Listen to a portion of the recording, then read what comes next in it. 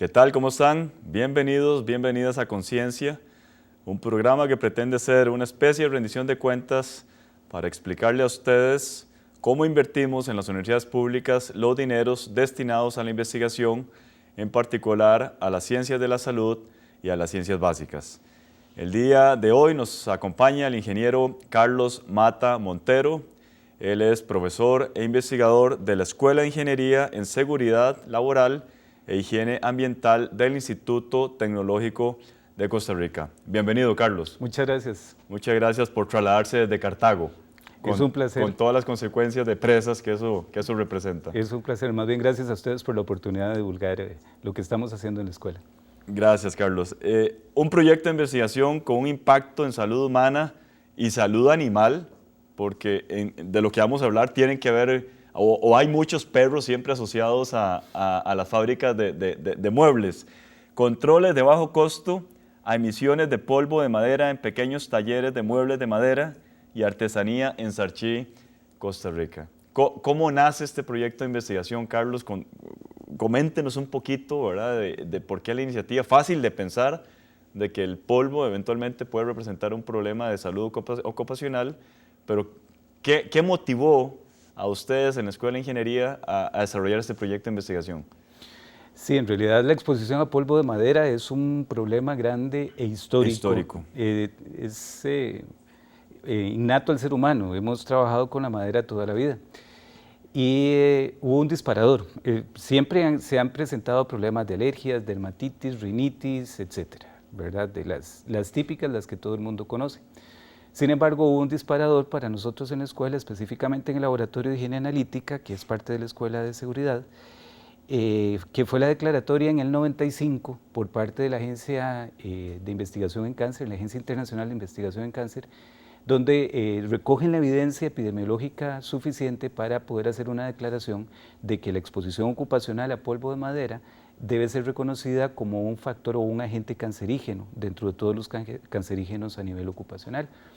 Entonces, pues es una inquietud. Nosotros tenemos adicionalmente una característica muy particular: nuestras maderas son tropicales. Entonces empezamos a hacer la investigación y de hecho la mayoría de las investigaciones que hace la agencia están basadas en estudios que se han hecho en zonas muy al norte, muy al sur. Canadá, la Columbia Británica con toda la producción de madera que tiene, Suecia, Dinamarca. Sin embargo, ellos tienen especies de maderas muy limitadas. Nosotros tenemos una gran cantidad de especies de madera y además con una gran cantidad, como maderas tropicales, de agentes de los que se sospecha que podrían ser algunos de los que están vinculados con la ocurrencia del cáncer. Ahora que usted menciona cáncer, Carlos, ¿algún tipo específico de cáncer? Son dos tipos de cáncer los que están asociados, son cánceres muy raros, de muy baja frecuencia, son cáncer, por decirlo, en el tabique nasal y cáncer asociado en los senos nasales. Claro. Todo a propósito del proceso de respiración. De la inhalación. De la inhalación del polvo. Del polvo de madera. Correcto. El polvo queda ahí, ¿verdad? Se inhala, queda por ahí, y el tiempo prolongado de su permanencia por ahí es el que hace que los agentes cancerígenos puedan irse liberando y generando el problema. Entonces en la escuela pues tenemos esta inquietud, y si vamos a valorar madera, ¿a dónde mejor que en Sarchí? Que es la cuna de nuestra artesanía. De hecho, el estudio, si me permite leerlo, los ingenieros no somos muy dados a la poesía, pero el informe del estudio justamente lo iniciamos con una parte de un poema de Julián Marchena, que dice: cuando el día ya no es día y la noche aún no llega, perfiles desdibujados, cielo azul de luces trémulas, por las rutas del ensueño van rodando las carretas.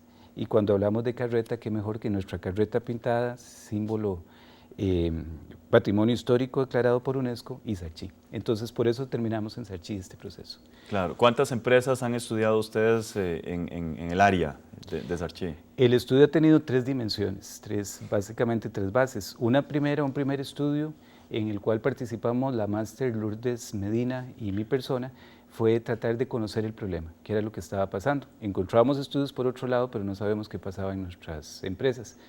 Y entonces en ese momento se evaluaron alrededor de 10 empresas, se hizo una evaluación de exposición ocupacional a trabajadores en 10 empresas. Los resultados nos llamaron la atención. Y todo esto se ha venido haciendo en forma muy coordinada con COPE ARSA y Azoarte, que son dos organizaciones cooperativas que organizan a diferentes. Una es una cooperativa y la otra productores. una asociación, exactamente. Correcto. Entonces ellos han estado muy interesados en trabajar este problema y en mejorar las condiciones. Y entonces hicimos un primer estudio. En ese estudio nos encontramos que, por decirlo de alguna forma, la tendencia central, no es exactamente el promedio, pero la tendencia central andaba alrededor de 15 veces por encima del estándar considerado como seguro, que es de 1 miligramo de polvo de madera por 1 metro cúbico de aire. O sea, es un estándar muy exigente. Y ustedes lo encontraron 15 veces superior. 15 veces superior. O sea, un problema extremadamente serio, Carlos. Y estamos hablando de la tendencia central. Correcto. ¿Verdad? Los valores anduvieron, los límites, el límite superior anduvo hasta por 27 miligramos por metro cúbico. Entonces es un problema muy serio. Esa fue la primera fase, hicimos la devolución a las dos organizaciones y ellos nos dijeron, bueno, ya nos dijeron el problema, ayúdennos a buscar solucionarlo. soluciones. Y ahí es donde entra el segundo proyecto de ustedes, controles de bajo costo. Es este que tenemos por acá. Correcto. Entonces, básicamente lo que hicimos fue diseñar un proyecto, se presentó a la Vicerrectoría de Investigación del Tecnológico, de Investigación y Extensión del Tecnológico, donde lo que tratábamos de hacer era desarrollar controles que tuvieran dos características. La primera es que fuera un proceso participativo, donde los artesanos tomaran responsabilidad de la situación que estaban experimentando y además tomaran la iniciativa porque ellos tienen un gran conocimiento de lo que está pasando. Y la segunda característica es que fueran de bajo costo. En principio la propuesta fue de $200. La intervención no podía exceder los $200. Después ellos nos dijeron, lo podemos subir un poquitito a $250. Pero esas fueron las dos condiciones básicas. Diseñamos el proyecto, se lo presentamos y en esta segunda fase participaron 9 empresas. Sí, antes de abordar, digamos, en las propuestas que ustedes hicieron, ¿por qué $200? ¿Sí? ¿Por qué no pudo haber sido más si realmente representa un problema extremadamente serio para la salud de los operarios? Bien, básicamente estamos hablando de empresas que en una cantidad importante son microempresas y en el mejor de los casos pequeñas empresas con recursos sumamente limitados. Es una fuente muy importante para la comunidad de Sarchí y en general. Pero ya una inversión de 100.000 colones pero una inversión de esa naturaleza ya puede ser representativa. Ya se siente. Perfecto. Tenemos que ir a una pausa, Carlos. Regresamos con todos y todas ustedes.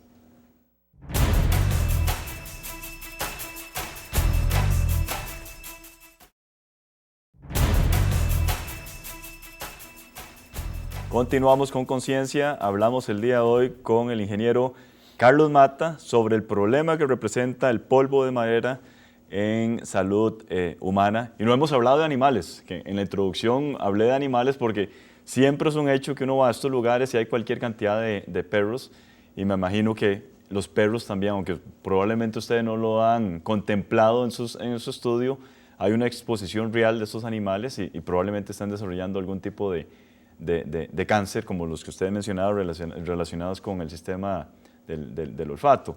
Resultados del proyecto de ustedes, Carlos, concretamente, ¿qué hemos encontrado que sea alarmante? Ya usted mencionó 15 veces superior los niveles máximos permitidos por esta organización mundial, ¿verdad? Y me interesa mucho que hablemos casualmente de las propuestas o de estos controles de bajo costo que ustedes están proponiendo y la forma que han sido percibidos esas recomendaciones del Instituto Tecnológico. Sí, básicamente, en cuanto a resultados, esa primera fase que comentábamos fue la que nos movió a hacer las intervenciones. Entonces, el proceso se desarrolló en 2 fases. La primera fase fue básicamente el desarrollo, una especie de sesiones de concientización, de concientización con las personas que están involucradas, con los operarios. No. Con los dueños. Con los dueños. Recordemos que al ser pequeñas empresas, la relación de obrero-patronal es una relación muy particular y los empresarios, los artesanos, están ahí trabajando bajo las mismas condiciones que la mayoría de sus trabajadores. Entonces, y dado que son ellos los microempresarios los que toman las decisiones, las sesiones de capacitación, concientización las tuvimos justamente con ellos. Ellos, en un desprendimiento maravilloso, asistieron a las sesiones de capacitación que las estuvimos dando por allá, con una participación además muy activa, y después de estas sesiones de capacitación, que fueron las primeras, efectos en la salud, las primeras 3, y las otras 3 estuvieron vinculadas con algunos principios básicos de control de exposición, particularmente en el área de ventilación. En esta segunda parte estuvimos trabajando la máster Lourdes Medina, el ingeniero Eligio Astorga de la Escuela de Electromecánica y mi persona. Entonces fue un proyecto, esta segunda fase la desarrollamos junto con la Escuela de Electromecánica. Un ejemplo más de trabajo interdisciplinario. Exactamente, no lo habríamos logrado de no haber hecho un trabajo entre las 2 escuelas. Esa fue una experiencia muy interesante. Entonces, después de ese proceso fuimos con cada uno de los artesanos a su taller y hicimos un recorrido y el artesano seleccionó una situación que él quería mejorar. Se identificaron entonces en ese momento las diferentes situaciones, hubo algunos artesanos muy motivados, nosotros les pedimos una, hubo dos talleres en los que dijeron no quiero una, quiero 3, y decidieron intervenir sobre 3 situaciones. Primero definimos la situación, la revisamos e hicimos los muestreos en los puntos de emisión de polvo. Esto se hace con unos equipos ahí, filtros, unos filtros, unas bombas, entonces se hicieron las evaluaciones por técnica gravimétrica sobre cuál era la situación inicial. Luego los acompañamos en el diseño, es gente realmente excepcionalmente inteligente y pudimos ver la incorporación de partes de lavadoras, de resortes por ahí tirados, de piezas de madera, del cajón de un pick-up, la parte de atrás de un pick-up, incorporadas o tratando de incorporar toda esa parte de desechos dentro de la elaboración de los controles, y posteriormente medimos al final y se hizo una estimación de costo, de cuánto era lo que ellos habían gastado.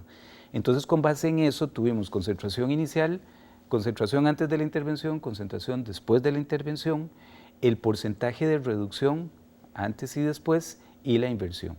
Con base en eso hicimos un índice de cuánto se había invertido específicamente por reducir en un punto porcentual la situación inicial. Y entonces los resultados básicamente se pueden reducir en una tabla donde encontramos que hubo iniciativas que con una inversión de $0.32 reducían un punto porcentual del problema. Eso quiere decir que tuvimos inversiones, 12 de 14 intervenciones que se hicieron con menos de $194. Con menos de 194 por taller. Por intervención. Por intervención. Por intervención. Y adicionalmente con controles, con porcentajes de control o porcentajes de reducción, en algunos casos que alcanzaron el 99%. O sea, que esa situación, el problema de esa situación se eliminó completamente. Se controló totalmente. Coméntenos en qué consistió esas intervenciones por parte de ustedes, o esas recomendaciones, ¿uso de mascarillas o de qué estamos hablando para tener un panorama más claro, Carlos? Claro, para nosotros en higiene industrial el uso del equipo de protección personal debe ser la última alternativa. Y recomendamos que se haga cualquier cosa antes de llegar al equipo de protección personal porque este equipo es muy incómodo. Entonces básicamente lo que hicimos fue intervenciones en la fuente de emisión, por eso logramos esos porcentajes. Entonces tenemos ahí 14 guías, le puedo hablar de una, por ejemplo, había una lijadora de disco que ellos la tenían fuera, ¿verdad? Fuera de su área de trabajo por la cantidad de polvo que generaba. Sin embargo, ellos están muy conscientes de que el problema no es sacar el polvo, sino que el problema es controlar el polvo. Entonces había mucha preocupación por parte del artesano en ese sentido. Y además, cada vez que tenían que lijar con esa máquina, tenían que salir a hacerlo. Si llovía, no podía hacerse esa operación. Entonces el señor lo aborda, primero toma la lijadora y conecta a un ventilador que tenía por ahí viejo, lo conecta directamente con el motor.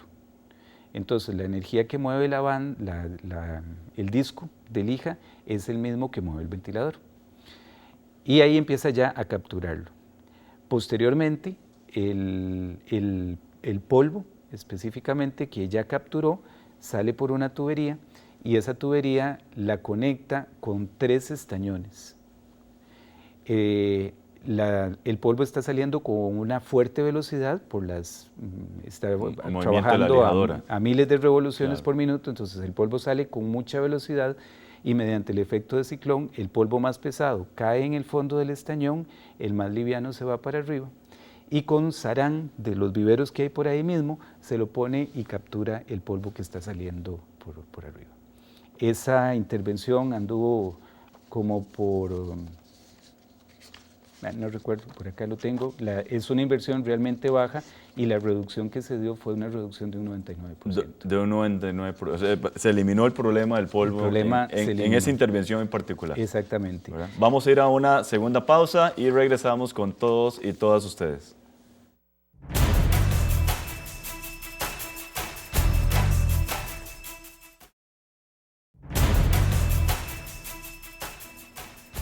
Continuamos con Conciencia. Hablamos el día de hoy con el ingeniero Carlos Mata sobre el efecto del polvo en la salud humana, Carlos. Y casualmente, al cerrar el segmento anterior, usted nos comentaba de una intervención barata que reduce o elimina el problema un 99%.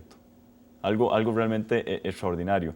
¿Cuál ha sido la aceptación por parte de los talleres, de los 10 talleres, si la memoria no me falla, en las cuales ustedes pudieron hacer de una u otra forma recomendaciones a seguir? ¿Ellos adoptan la idea y la desarrollan ellos mismos o son ustedes los que le desarrollan la tecnología a bajo costo? No, básicamente nosotros demos unos insumos básicos y ellos con todo su ingenio, nada más le falta el título de ingenieros, pero tienen mucho ingenio, con todo su ingenio ellos fueron diseñando las medidas y nosotros acompañándolos, más las evaluaciones antes y después. Pero las ideas no solo fueron aceptadas, es que ellos mismos las generaron. Correcto. Nosotros nada más acompañamos. El proceso fue generación de ellos mismos con nuestro acompañamiento. Eso garantizó que las ideas, bueno, las iniciativas, las intervenciones, todas quedaran en un 100% implementadas. Adicionalmente nos hemos dado vueltas por los talleres y hemos visto que algunos de ellos han seguido en esa dinámica de mejoramiento continuo de su calidad de vida, trabajando en eso. Y ha sido muy interesante porque en realidad este es un proyecto que tiene una dimensión en el área de la salud ocupacional, pero al fin y al cabo la salud ocupacional es parte de la salud ambiental y esta a su vez parte de la salud pública.